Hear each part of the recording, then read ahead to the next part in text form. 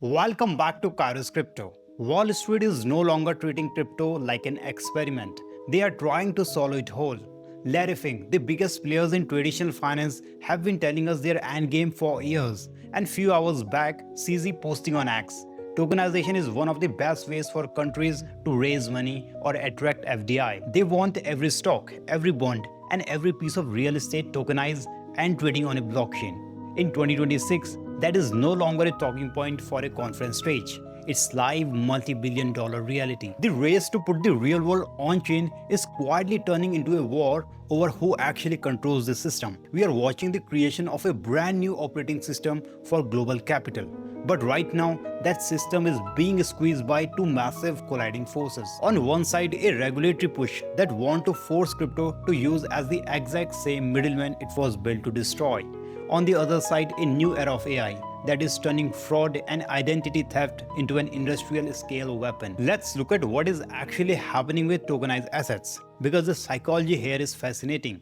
We aren't talking about digital art or meme coins anymore. Tens of billions of dollars in US treasuries, private credit, and even tokenized gold are sitting on public ledgers today. Institutions are not pouring money into these products because they suddenly fell in love with the ethos of decentralization. They are doing it because of pure, ruthless capital efficiency. In the traditional financial system, settling a trade takes days. It requires armies of back-office staff, clearing houses, and endless paperwork. On the blockchain, settlement is atomic. The trade and payment happen at the exact same time, 24 hours a day, 7 days a week. You also get programmable collateral, meaning assets can move automatically based on smart contracts without human intervention. The institutions don't care about daily price action. They care about upgrading the finance with blockchain as fast as possible. Retail investors, however, are looking at this very differently, and they have the right to be skeptical.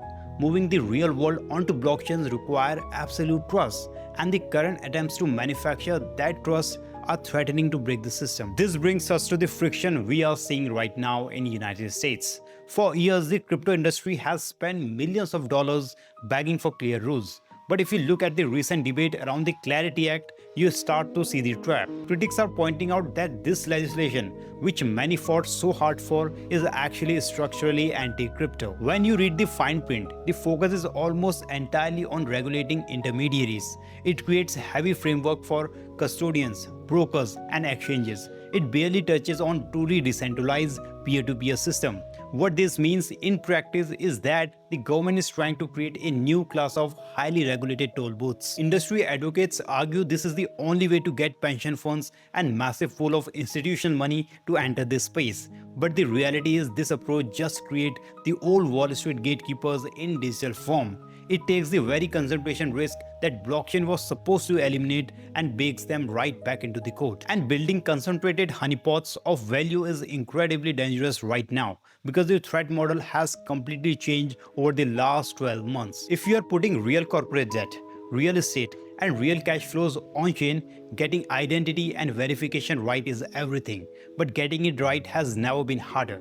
Recent data shows that AI-driven crypto crime has surged roughly 40% since 2025.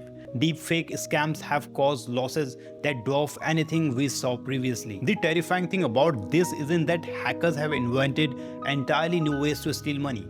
It's that AI has removed all the friction from old ways. What used to require a coordinated team of specialists to pull off a sophisticated social engineering attacks can now be executed by one person running the right software. Fake identities are being produced at an industrial level. This is why these threats all tie together. If a tokenized treasury bonds relies on centralized custodian and that custodian relies on traditional identity verification, they are sitting ducks for automated AI-driven fraud. When regulation forces the industry to rely on middlemen, it forces trust into a few centralized points of failure. And those centralized point of failures are exactly where these new hyper-scalable AI attacks are designed to break. This tension is not just an American problem. Even though the US drama takes up most of the oxygen in the room, capital is highly liquid and the world is moving on. Europe is already running advanced digital identity and tokenization pilots. Asia is actively testing how to tokenize funds and real estate while balancing the regulatory risk. Money and talent are going to naturally flow towards the jurisdiction that figure out how to solve this trust problem without simply rebuilding the old banking system. The push to put everything on chain is not going to stop.